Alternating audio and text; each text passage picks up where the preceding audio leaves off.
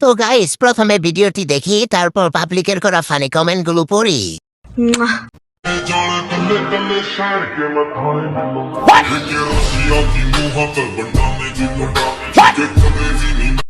জাহান্নামী জাহান্নামী জাহান্নামী জাহান্নামী। तो चलिए शुरू करते हैं। ওই টিস্যুটা আমাকে দিয়ে দে। कैसा लगा मेरा मजाक? দাতু চা তাই মুখ বাদে অন্য কিছু দেখাইতাছে। গাড়ি চালাইছে কম, হরেন টিপসে বেশি। ঠিক বলেছো।